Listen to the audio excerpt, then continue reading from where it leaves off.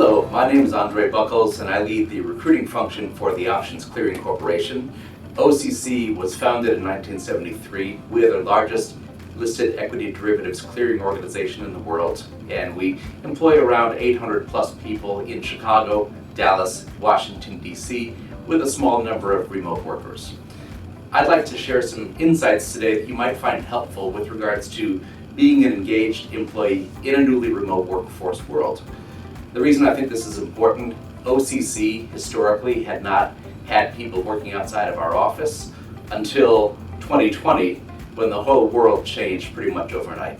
OCC at the time had put plans in place to allow for remote connectivity, remote pandemic planning, that sort of thing, but we hadn't really had a lot of experience with interaction without being in front of each other face to face in a physical space.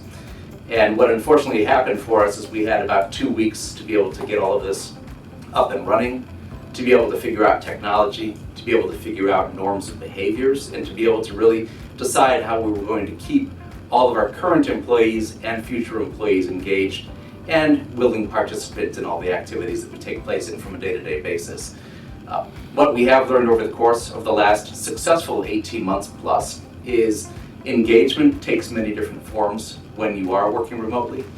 If you are currently in a job search or in school and maybe going to embark in your career in the next year or two, be aware that many companies that had not even thought about remote workers are doing so now because they've been forced to do so. There are still many managers, and you may have seen some articles in the news about companies that are demanding workers be back in person. Some of the major Wall Street firms are requesting that staff be in their offices. Others have decided to take either a hybrid approach or a fully remote approach. OCC is somewhere in the middle. And what's been important for us is really thinking about engagement and thinking about how we can get people connected, even though we don't see each other face to face in the office every single day. Some of the techniques I'd like to share today, there are actually 6 of them. One of them that we feel is really, really important is to be creative in your engagement approach. You're looking at me right now on a video screen, maybe on your phone, maybe on a laptop, maybe on a computer somewhere.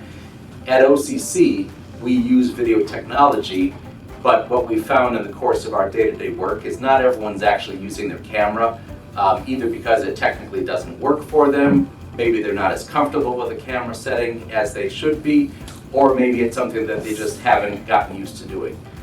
That's where you as a new employee can really make a difference. It never hurts to ask, especially if you're brand new and you've never met somebody face to face. Hey, could we turn our cameras on for a particular meeting so we can actually see each other, even if we aren't interacting in person? That's something that we have been doing in our company. Every time we bring a new group of people to start with us, we virtually onboard them now, and we actually have cameras on at OCC. We have cameras on, and we request the cameras be on for the people who are starting. The second thing that we always want to recommend is if you are using video, you are engaging, take that next step and ask about in-person interactions, right? Ask about happy hours, ask about norms in terms of when the company does get together face-to-face. If a company is hiring you in a fully remote position and there is not an opportunity for in-person engagement, think about other creative outlets, right? Do you have a slide that you can put together that outlines who you are as a person? We use an About Me slide that really talks about somebody's personal interest outside of the workplace, engages people in terms of some of the things that they like to do. We have a 5 things you don't know about me section, which has actually been really fun because we're learning people in their whole self versus just who they are as professionals. The other recommendation that we make is to really make sure, even if your manager or your colleagues aren't doing so, schedule time to touch base. It's not just about project updates, it's not just about where are you in terms of completing assignments, but a periodic check-in just to say, hey, how are you doing, right? What questions do you have with regards to the environment? What questions do you have with regards to your job? What questions do you have with regards to people? Because keep in mind, if we've been working together as a unit, either in person or virtually, we already have unwritten rules of behaviors. We know each other, we've had some interactions, and there are assumptions that we make that may not be readily apparent because we're already deep into the process. But if you're brand new and you've got no frame of reference, you got to ask. right? It's tough, especially if you're new to the workforce. You may be intimidated, you may be unsure, you may not feel that you've got a comfort level or relationship with the people you're working with. That's why scheduling that time, putting some formal scheduled interaction time in your calendar is actually going to make a difference. The other thing that's really important too, and I recommend this at the start of your new job or your internship, if you're looking at an internship, set objectives up front. Do a 90-day, do a 120-day, do a 180-day touch point to measure objectives and performance against those objectives, right? If you're not sure, ask what you're supposed to be doing. Ask what sort of tools and techniques and technology you need to learn, right?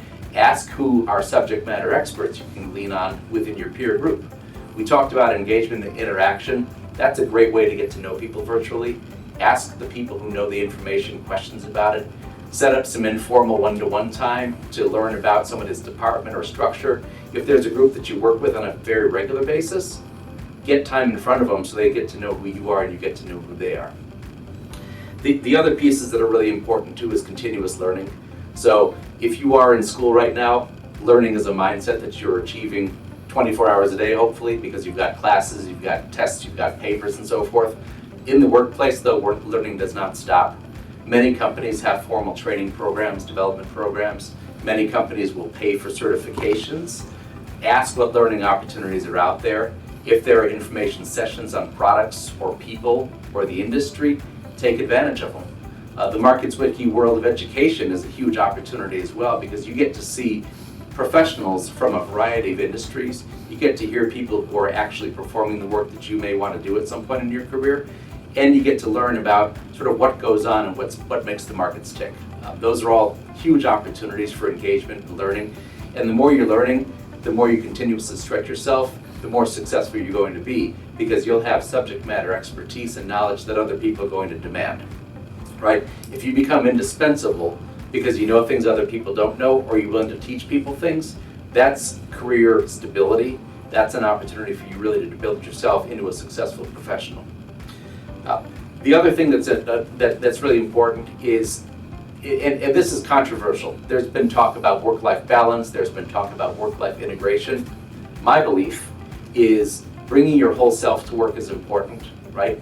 Be authentic, make sure that you take advantage of your strengths, make sure you're aware of your limitations and your opportunities for growth, build upon those, right? If you have technical expertise you want to expand, figure out who knows the things you want to know, interact with them, engage, learn from them.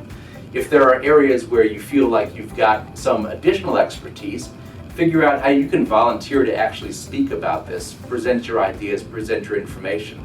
There are oftentimes employee network groups within companies. Join those to find people of common interests.